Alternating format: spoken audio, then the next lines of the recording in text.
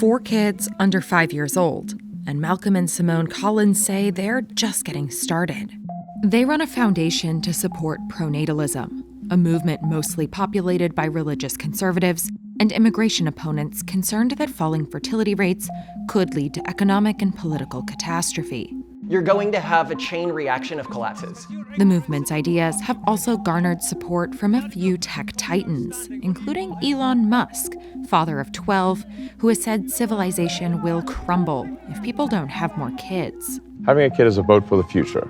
Other technological optimists, like OpenAI's Sam Altman, are focusing on improving fertility tech, like creating artificial eggs and sequencing embryos' genes, providing families more options. Of course I'm going to have a big family. That's what I'm going to spend my time doing. I'll just raise great kids. Skype co-founder Jan Tallinn donated just under $500,000 through a donor-advised fund to the Collins' foundation. Sometimes I've been asking people 2 questions, like A, can you program? And B, do you have children? We spoke to the Collinses about the tie between Silicon Valley and the pronatalist movement, and to an economist and ethicist about what they're missing. All right, guys, going in. Demographics are going to determine our future in the next 100 years in such a fundamental way that it's hard to think about anything else.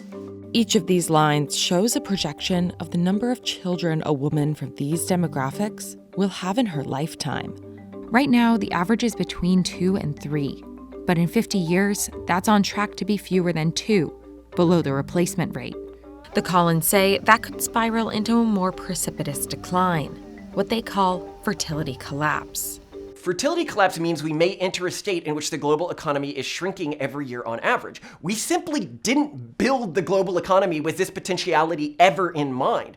When this happens, the entire economic and geopolitical system that our world runs on will begin to fall apart. Economists and demographers also see a threat. They say that if populations decline, so will economic output. Lower output is bad because you cannot pay back your public debt, you cannot service your social security. In general, governments have much fewer resources. Countries like Japan, with a fertility rate of 1.3, are already considering proposals to shrink social security plans. Simone Collins, who is running for state representative in Pennsylvania as a Republican, in part sees falling fertility rates as a cultural problem. One of the primary dampeners on fertility, especially in developed nations, is a homogenization of culture, often through the public school system, sometimes through other means as well. Universities are a common culprit as well, that causes people to enter a very low fertility urban monoculture, essentially, that kind of is the death knell of fertility. Villaverde thinks there are other forces at play. Education has become very expensive all across the world, not only in the US, both in terms of money, but also in terms of time. So, you need to be on top of your kid during the 4 years of high school and being sure that your kid does the homework and being sure that the kid goes to all the right, activities in the afternoon. And that means that unless you have a lot of income, it's very difficult to have one or more than 2 kids. The Collinses don't just think people should try to have more kids.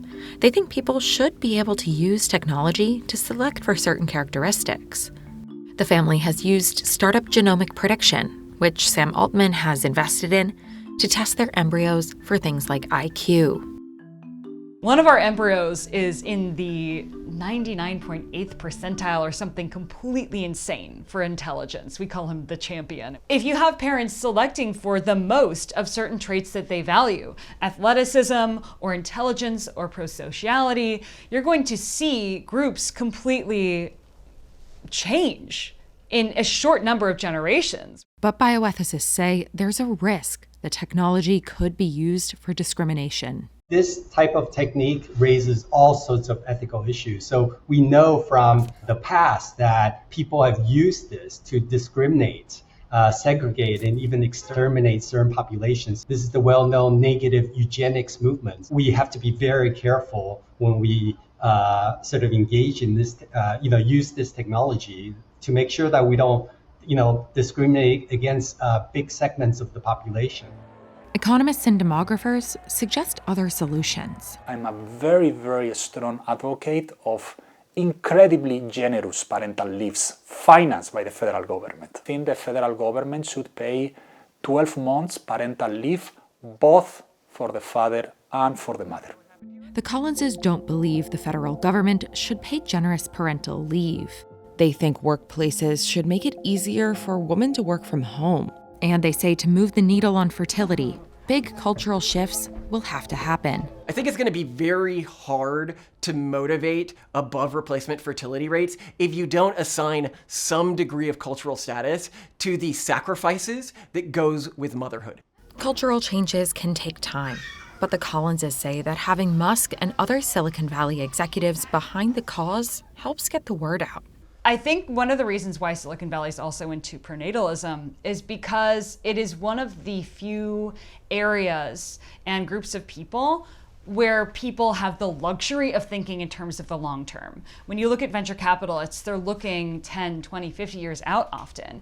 And that's where you're going to start seeing the ramifications of demographic collapse. Bioethicists say that's not necessarily a good thing. But they're thinking so far ahead into the future that they're not thinking about the present. They're not thinking about who's going to take care of these kids, whether they're going to have proper education, whether they're going to have health care, and so on and so forth. And demographers say that sharply increased growth may not be a good thing either. I'm not saying, no, let's go back to the times where we have 8 kids. I'm just saying, let's go back to the times where people had 2 kids. Okay, so what I basically want to do is to stabilize the population, or at least, if we are going to have a decline, have a gentle decline over time, not a precipice. We don't want to fall through a cliff.